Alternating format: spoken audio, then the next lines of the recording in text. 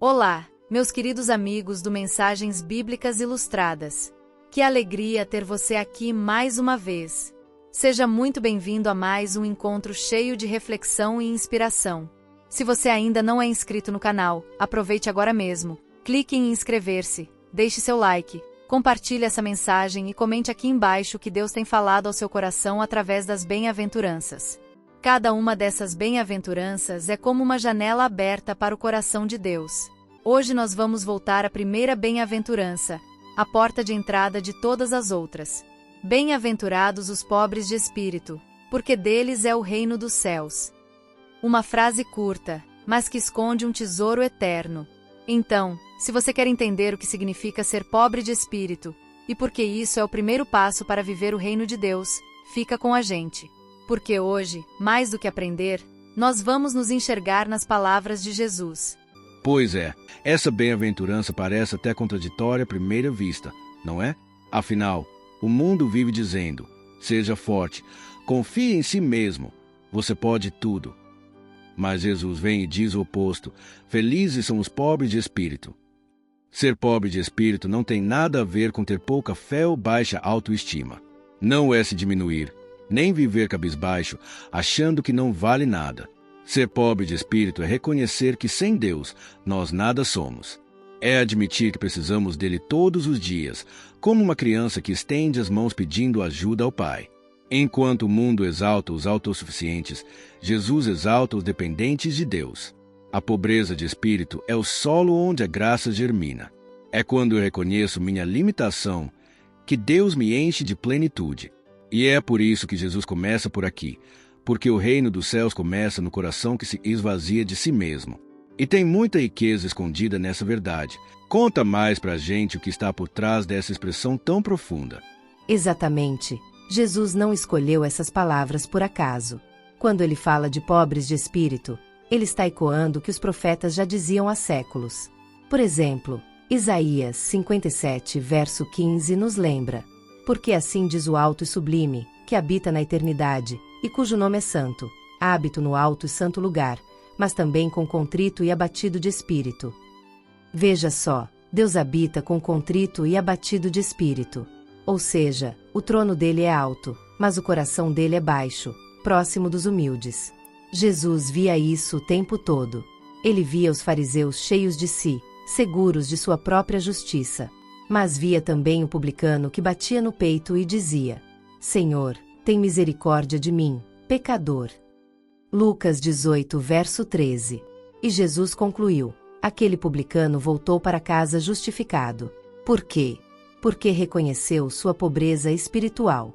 A verdadeira virtude começa quando eu deixo de lado a máscara da autossuficiência e me coloco diante de Deus como realmente sou. Enquanto a falsa espiritualidade diz: eu tenho, o espírito pobre diz: Senhor, eu preciso. Ser pobre de espírito não é perder valor, é descobrir o verdadeiro valor em Cristo. E é nesse ponto que a fé se torna viva, prática e transformadora. Como é que a gente vive isso no dia a dia? Excelente pergunta. Ser pobre de espírito é algo que a gente pratica em cada área da vida. Por exemplo, quando enfrentamos uma dificuldade, em vez de confiar apenas na nossa força, paramos e dizemos: Senhor, sem ti nada posso fazer. Isso é pobreza de espírito. É quando pedimos sabedoria antes de tomar uma decisão. Quando perdoamos alguém mesmo sem vontade. Quando reconhecemos que só pela graça conseguimos seguir firmes. Ser pobre de espírito também significa não competir por reconhecimento, mas servir com simplicidade. No trabalho, na igreja, em casa, a pessoa pobre de espírito não precisa provar nada, porque já sabe que é amada por Deus. Jesus disse em João 15, verso 5, sem mim, nada podeis fazer. Essa é a essência da pobreza espiritual, uma dependência confiante, não desesperada. Antônio, eu sei que você gosta de colocar tudo isso em forma de poesia e reflexão. O que essa bem-aventurança desperta em você? Essa palavra me lembra uma história simples, mas poderosa. Certa vez, um homem chegou diante de Deus com as mãos cheias de planos, conquistas, orgulho. Mas Deus olhou para ele e disse: não há espaço nas tuas mãos para o que eu quero te dar. Então o homem foi embora, e aos poucos a vida o ensinou a abrir mão. Quando ele voltou, estava de mãos vazias. E Deus sorriu e disse: agora sim, posso te encher. Ser pobre de espírito é isso: abrir as mãos para receber o que só o céu pode colocar nelas. É aceitar que o reino não é dos que acumulam, mas dos que se esvaziam. Não dos que se acham fortes, mas dos que se rendem ao Pai.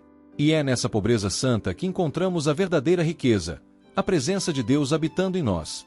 Quem é pobre de espírito nunca anda sozinho, porque o reino dos céus caminha com ele.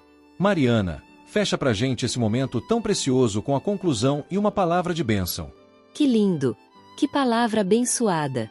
Hoje nós aprendemos que ser pobre de espírito não é uma fraqueza, mas uma escolha de humildade.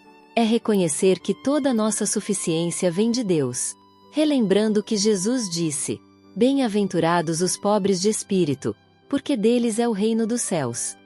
O reino não é dos poderosos, é dos dependentes. Não é dos que se acham grandes, é dos que se colocam aos pés do Rei. Que o nosso coração seja como um vaso de barro, simples, mas pronto para ser cheio pela glória de Deus. Ou como carvalhos de justiça, firmes não pela força própria, mas pelas raízes plantadas na graça. Vamos orar juntos? Senhor, ensina-nos a depender de Ti. Esvazia-nos do orgulho e preenche-nos com o Teu Espírito. Que o nosso coração seja humilde, e que o Teu reino seja real em nós. Em nome de Jesus. Amém. E se essa mensagem falou com você, compartilhe com alguém que precisa ouvir. Deixe aqui nos comentários: Senhor, eu dependo de Ti. E não perca o próximo estudo. Vamos continuar explorando as palavras que transformam o coração. Deus abençoe você. E até o próximo Mensagens Bíblicas Ilustradas.